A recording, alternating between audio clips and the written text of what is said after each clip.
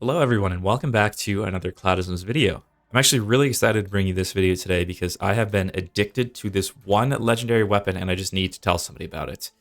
So here we are, this is the round robin. You guys have probably seen this hand cannon in PvP, but this thing is also a PvE powerhouse and I actually wasn't aware of how good this thing was because when it came out, I put on like keep away, tricorn, keep away, hatchling on it, and the reload speed just felt so awful that I just couldn't use the weapon. It just, it relied on a strand loader mod, and I hate wasting mod slots on loaders, especially when it's not going to be that strong of a weapon.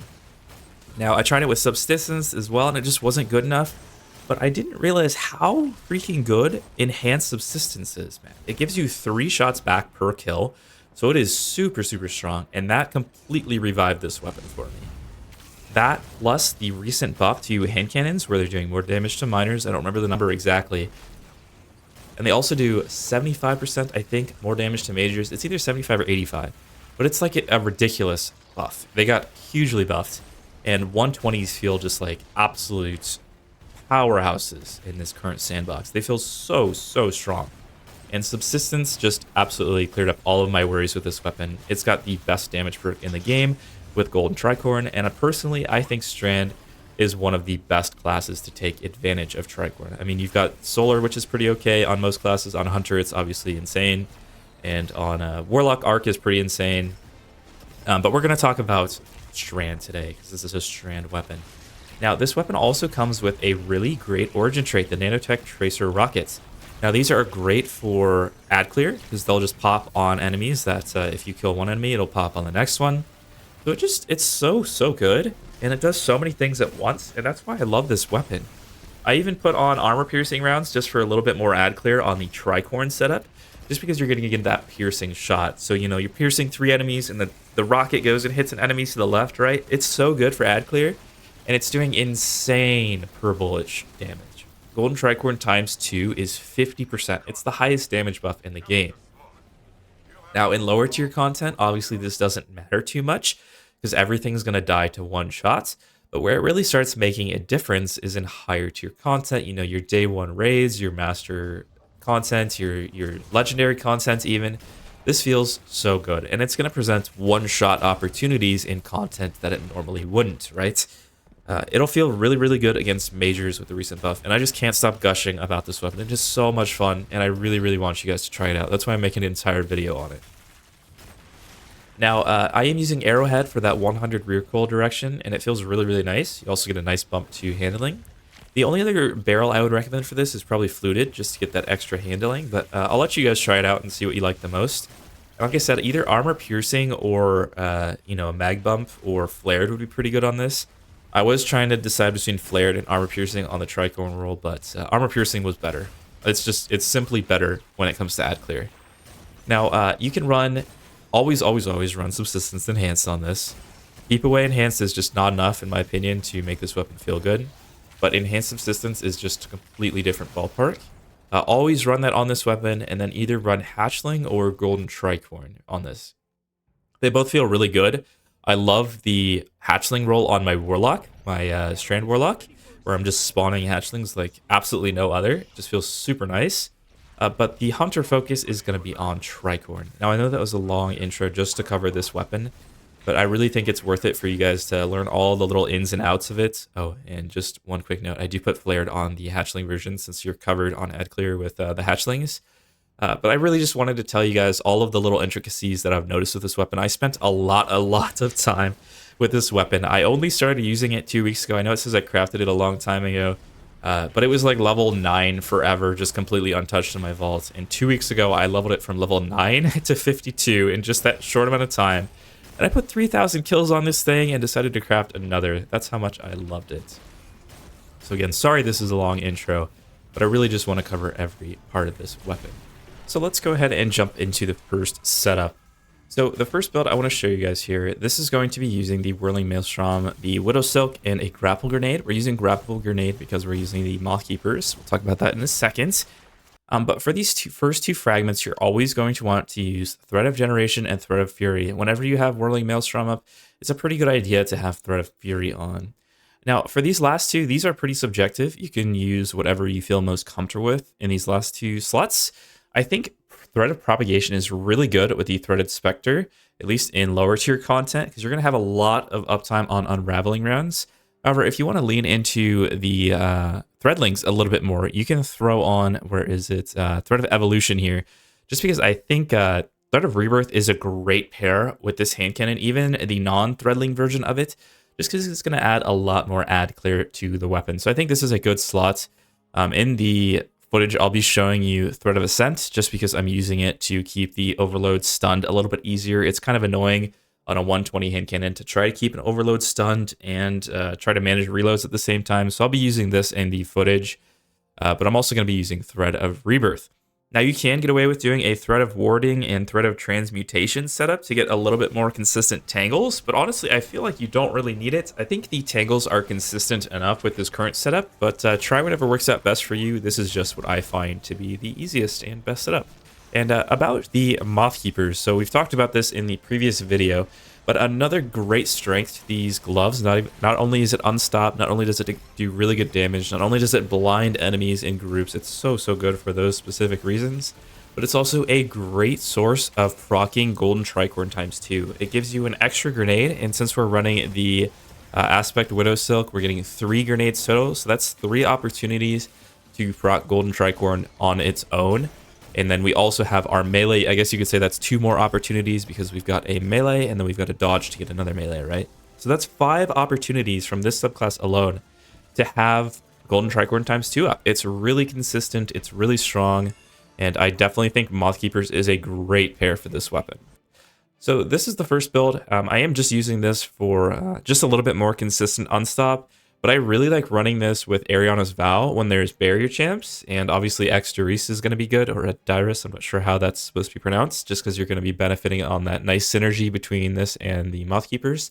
But yeah, use whatever you like. It's not too constrictive on this build. Obviously, we're just kind of building around this weapon, not too much more than that.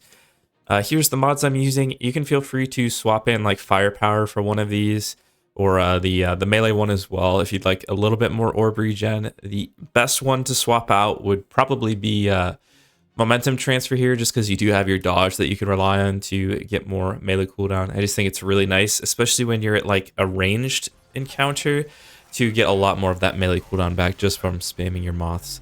Now the moths are a little consistent. I'm sorry, like I said, this is a really long intro, but I really want to clarify a lot of these things for you guys. Now, the moths are really inconsistent on proccing impact induction. They will. It's just, it's kind of random. Sometimes they'll perfectly hit an enemy and it just won't count. So I'll just let you guys know about that beforehand. But the rest of the build, not too much going on here. On the boots, if you're in harder content, probably just throw on Recuperation and also Elemental Charge. But I'll leave that up to you guys. This one's nice because whenever you blow up a Tangle, it will give you an Armor Charge. But yeah, that's the setup. Here's the full overview, and here are my weapons, and here is the subclass. Let's go ahead and jump into the first section of gameplay. Okay, so here we are at the Lost Sector, and I did just try to run this on Legend, but it wasn't a great showcase for the build. There just wasn't enough damage needed for it to be super great to showcase. And I mean, this build is great in lower content where you're able to like one-shot more enemies, but it really excels in harder content where it takes a little bit more effort to take those ads down. So we're going to throw it up onto Master, and we are also benefiting from a 25% outgoing surge here with Strand. So keep that in mind while we are showcasing this. And I'll show off the mods real quick while we're jumping in. Here we go, and there you go. And finally, we are once again using Thread of Ascent just for the consistent reloads on overload stun. So that is the only reason we have that on. Now, try to keep an eye on my mag count when I'm killing enemies, just to see how well that subsistence is working. And also, try to watch my Tricorn ×2 counter. It will fly off the screen a lot of the time because there's just too many buffs. But all I need to do, this is actually one of the easiest, if not the easiest classes to get Tricorn ×2 going, is just get 1 kill, throw your Moth out, and then now you're doing insane damage, right? And we even got a Tangle there, which is really nice. But unfortunately, this guy pushed up really far, so our Tangle isn't going to even hit him. And we could just keep on hand canning him down. Try to get a ability kill on this dude with our Moth, which it did chase him down, thankfully. Now we've Tricorn ×2 up again. and I'm just gonna try to stay alive. There is, I think it's called attrition. It keeps our abilities down, or our health regen down rather. So let's get a kill here, and then throw Moth, and that'll let us benefit from Tricorn again. The Moths are really good at seeking people down. They will eventually find somebody, and there I did it with the melee just because looks like he was tracking around too far. But as you can see, we got our ×2 up again, and I'm kind of failing because my cooldowns are all off right now. So we did lose a lot of the damage there just because our cooldowns were kind of in the wrong rotation, and that's on me, to be honest. I was just kind of spamming when I shouldn't have been. But yeah, we can take this guy down no problem with just the hand cannon, even though, you know, it is overload hand cannon, which is not that great. But yeah, we can just run it down, and we're fine. Now, I did bring a fusion rifle just in case I was on a Moth cooldown, which I am in this instance. So we're just going to use the fusion for that. And we could honestly, I'll show you guys how good this fusion is, man. I just got this roll from the GM this week, and I am so happy. I never get good rolls on GM weapons, so this was awesome for me. And this is actually a great showcase to show you guys just how much damage hand cannons do now after the buff. So I'm doing 8k per headshots, and I'm also getting the little micro missile. And you just delete yellow bars nowadays with hand cannons. They feel so good. That's just another great benefit to using the round robin in the current soundbox. So I'll get a little speed boost there because I'm a god gamer. I might not be able to get a kill here, yeah, before the Moths do, because they're just legends.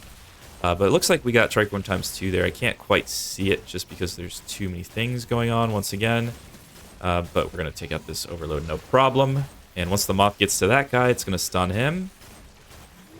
Looks like it went for somebody else, but it eventually got to him. And I'm just going to do this because I have to reload anyways. And that's going to be another... Oh, not the screw behind me. Dang it. I forget they do that. I'm not going to cut this because I don't care if you guys think I'm a noob. But let's run forward some more. And we're just going to keep this not perfect run intact. So if I just shoot him with my fusion again, we can take him down. You know, I just want to save my Moth in this instance. But honestly, Moths are really consistent for unstop stuns because you almost always have one, at least with this setup. And I'm just going to keep killing these guys with the fusion just because, you know, I could show you how well the hand cannon performs against champs. But we're just going to be here all day on champ kills. So we're just going to take him down with the little fusion. And I'm super happy to be using it, so I'm a little stoked about that too. But we'll take this guy down with the help of the Tangle. He actually might even make another Tangle for us. Oh, he didn't, unfortunately. I thought he might have been unraveled and it would have dropped, but it didn't in that instance. So we're already at the boss room, 3 minutes, 40 seconds. You know, a lot of speedrunners could probably do this one really quick. I'm not one of those, so you won't be seeing that from me. And that was one of the instances where I probably should have just killed that dude with my... hand cannon so we could have ×2 up, but you know, I'm not a perfect player.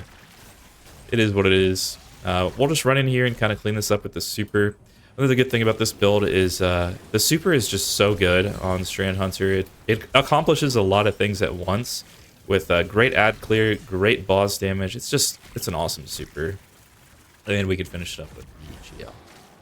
So that was the master run. Hopefully that was a pretty good showcase of the build. This activity in particular, this Lost Sector, is not a great showcase. Just because, you know, it's pretty tight. There's not too many ads that are like accessible with Moths, or, you know, they're all kind of tucked around and there's not too many of them. So it wasn't the best showcase. We couldn't get the highest uptime on Tricorn ×2, but it was a pretty good one. I'll try to get you some other footage if I can find a better activity for this. The Mars Battleground, I think it was Mars. Or was it? Oh, it was Moon Battleground. I was using this on the Moon Battleground GM, and it was insanely good. You know, you get so many tangles so frequently, and it's just, oh, it's so strong. If you guys are doing the Moon Battleground, please try this build on that one for me. It is just so freaking good. But like I said, I'll try to find you some more clips that we could use to showcase this bad boy. Okay, so here we are with the second build, and the main difference with this build is going to be now using the Faux Tracer instead of the Moth gloves. Now, if you don't already know, Faux Tracer received a huge rework where it does something completely different. And what it does now is if you damage a powerful combatant, so that's any yellow bar or higher, with an ability, it will grant you a temporary bonus to weapon damage matching your subclass type. And this is surge damage. It is the amount of 4 Surge Moths, which is 25% extra damage, and it gives it to you for 10 seconds. And whenever you damage a yellow bar with your ability of any kind. This also works on glaives. This is kind of a side note. I don't know why, but if you shoot an enemy with a glaive, it'll give you a damage surge of whatever type your glaive is. I don't think that's supposed to happen, but it does happen. So if you're a glaive user, that might be pretty cool for you. But the second part of this is also super, super important. It's actually probably the main reason I'm choosing this, is that if you defeat a target with a weapon matching the damage type of your subclass, so you need to use a strand weapon in this example, it will create an elemental pickup. And in our case, the strand elemental pickup is the tangle. So this is going to make our whirling maelstrom have even more potency, since we're going to have tangles pretty much all the time. As long as there's the yellow bar on screen, you'll have a free tangle, and you also have your melee whenever there's not a yellow bar. So this is crazy, crazy good. And this is going to free up the mod slots on our boots a lot, since we don't care about running any strand mods. Any surge mods. Now, I am using pretty much the exact same setup from the last build. Just make sure you are running elemental charge. And on the gloves, you can once again swap one of these out for firepower or heavy-handed. And the only one I would probably swap, I think the least valuable one here is going to be momentum transfer, because you can get your dodge to, you know, bump up your melee cooldown where you can't really help your grenades too much more. I mean, you can use bomber, but this will be a lot easier to get back, right? So the setup for the subclass is always keep these two on Strand Hunter, especially if you're running Whirling Maelstrom. Generation and Fury are mandatory for the subclass. And then since we are using the Threadling Grenade here, we're going to be using the two Threadling aspects. The Thread of Evolution, which will give them, I think, 33% more damage to your Threadlings, and they'll travel further. It's either 33 or 50. It's a big number. And Rebirth is just making more Threadlings with your weapons, and we're not even going to have to use Hatchling or anything. Now, there is one more setup that I'm going to recommend you use. Since we're talking about round robin, I wanted to show you the Threadling example. But I also want to show you another setup for Faux Tracer while we're here. I don't want to make a whole separate video for it. And that's going to be with the Shackle Grenade. So now the Shackle is going to be really good in like GM or Master content, where you might need to suspend the heavier damage output enemies, right? And if you're running Shackles, you don't need these last two aspects. You're definitely going to want to throw on Thread of Continuity for longer suspend, unravel, and sever. And we're going to be using all three of these effects. So this is going to be a hugely important fragment. And I'll show you how we're getting unravel in a moment. And you could use Rebirth here. However, there's three other choices that I think would be more beneficial. So there's Thread of Mind, if you'd like more class ability energy. For me personally, I don't super care for this one. If you want, you can use Thread of Propagation. Like I said, though, we are going to be getting another source of unraveling rounds, but this will be great for your heavy. And the final option you might want to choose is Thread of Isolation, just to sever targets more consistently. Like I said, you can already do this with your melee, but this is honestly really good for if you're just trying to push a champ and you don't have your melee on cooldown. I think this is a great slot in. Just if you're unsure which one to use, this one's a pretty good pick. Now, the other big change for this is going to be using Final Warning. Now, Final Warning does a crazy amount of damage. It's one of the highest damaging primaries. I think it's the second highest, right behind like Malfeasance as far as like exotic goes. But this thing's crazy good, and it unravels just intrinsically. If you land a full burst while you're zoomed with it, it will unravel the enemy. So this thing's crazy strong, and it pairs super well with Faux Tracer, since we're getting that 25% bump to strand weapons. So let's jump into the Lost Sector here just to show you how this runs. And once again, I'll just show you quickly the setup on the mods. And here's our weapons. And here is our subclass. Now I'm using this machine gun just for overload. You could use whatever, you know, Caraxis with Surrounded would be really good, especially with the sidearm build where you're going to be a little bit up close. But let's run in here and just show you how this build differs. So right away, what you're going to want to do whenever you see a tanky enemy is just suspend them. And then I'm just going to, you know, overload them real quick. But watch how much damage this this weapon does. And it makes it even easier to hit your crits because you could just walk right up to with with the suspend, right? So we're doing insane damage with this thing. And I'll show you once again how good it is. I just want to make sure these ads next to me don't kill me. But look at this, 12k per crit. That's like ridiculously good, right? And it's really good for ad clear. You have the Threaded Spectre, and this gun just does great ad clear by itself, just because of how much damage it's outputting. I actually used this weapon on the day one raid on a Warlock, just because, you know, when the enemies are a little tankier, it's nice to be able to take them down super quick with a weapon like this. Now let's keep just going through this Lost Sector here. As you can see, I could just delete this guy on commands. And if you don't know how this weapon works, I kind of mentioned it earlier, but you need to make sure you're aiming down sights to get the damage boost. And you also have to be, I don't know why I threw my melee there. You also have to be locked on to the enemy to be doing that extra damage. There he is. But the other great thing about suspend nades is it makes it super easy for your tangle. Oh gosh, that was dumb. I'm not going to cut it out. I don't care. It doesn't have to be a perfect run. But yeah, as I was saying, the tangles pair super well with the shackle grenades because, you know, enemies that might move it around a ton, like the overloads, they'll just outrun your tangle a lot of the times. But with the suspend nades, you could just throw them up in the air and there's nothing they can do to get past you. And yeah, it's crazy strong. I was using this in the light blade gem, not the sidearm version, but the shackle version, and I was actually running it with Quicksilver, which is just, you know, a great strand weapon that makes tangles for you as well. And it felt really good. And if you are going to do the Quicksilver variant of this, if you need a little bit more range or, you know, barrier on Quicksilver this season, do make sure you run the severing aspect so you can take full advantage. Oh, I don't know why I'm using my heavy here. I could show you guys how much damage this does. This is doing twice as much damage as our machine gun with the headshot, if you guys didn't see it there. 6k on the machine gun to 12k on the sidearm. Yeah, it's really strong. And, you know, we did this last sector in 2 minutes, 30 seconds. You know, speedrunners or whatever could probably do this a lot quicker. But we were, like, casually running through this with, you know, while we're trying to talk about the build. And it was super easy.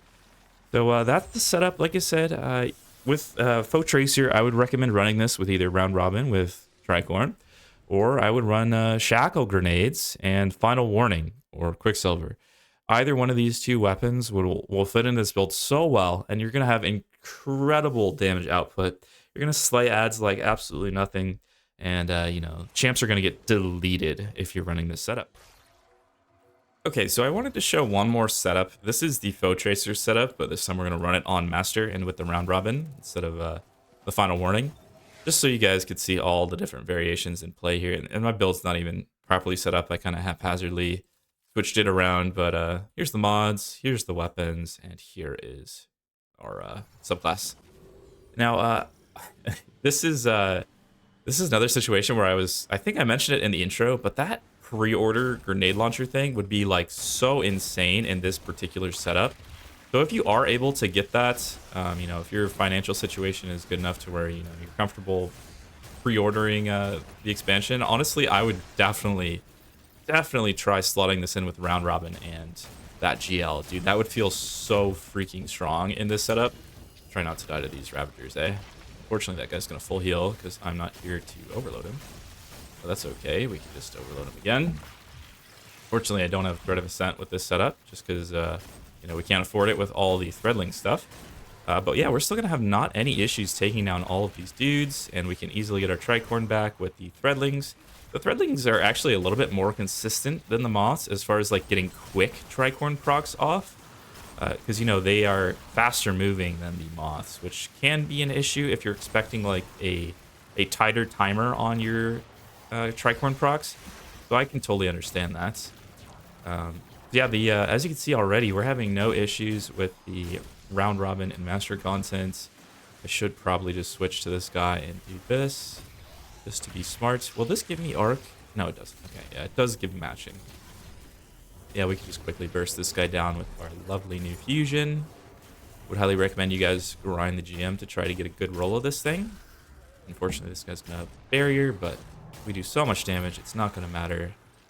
And yeah, we're tearing through this so far. Hopefully you guys think these builds look good, because honestly, like I said, this Lost Sector is not the best showcase of this, how strong this is.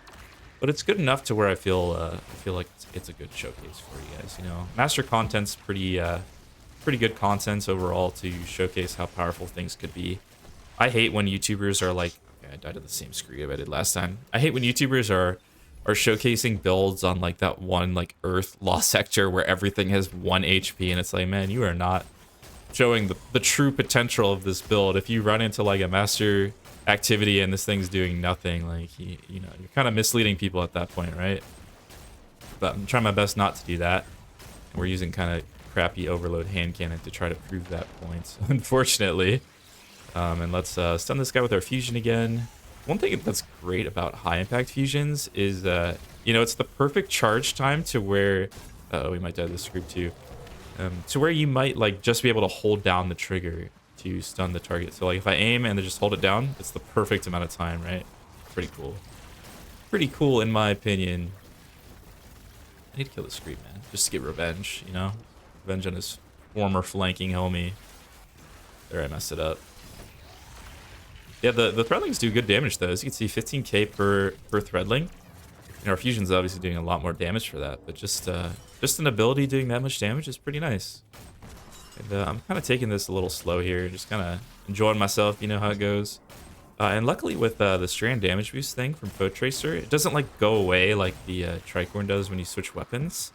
So you can kind of switch weapons at your leisure with that. Man, I feel like this commentary is probably all over the place. Hopefully it's not too hard to follow. And I'm trying to cover a lot of things in a short amount of time because this lost sector is not super long, right? So that's kind of biting me in the booty a little bit. I think I killed all of them, yeah. Okay. Now we should be able to kill the boss, hopefully with enough time.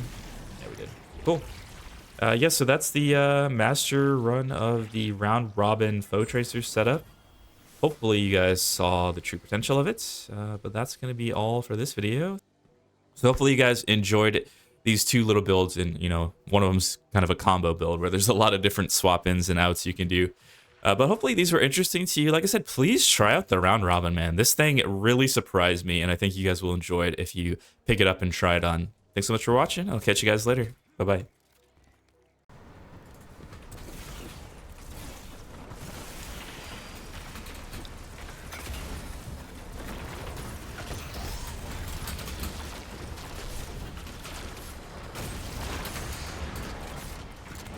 I'm dead. Just kidding.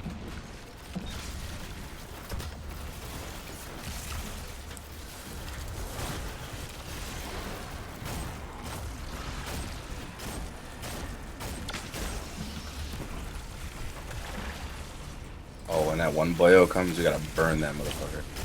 Oh yeah, I'll let him sing a song. Oh.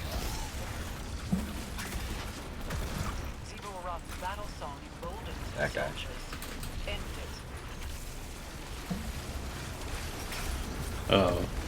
Oh, I'm getting targeted by the laser. Forgot about that.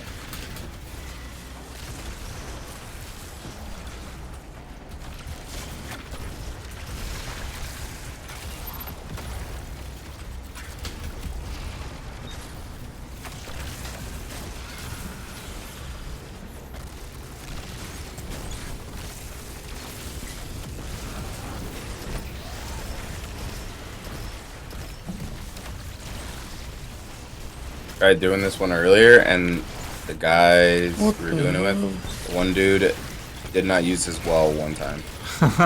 Nice. Body equipped it.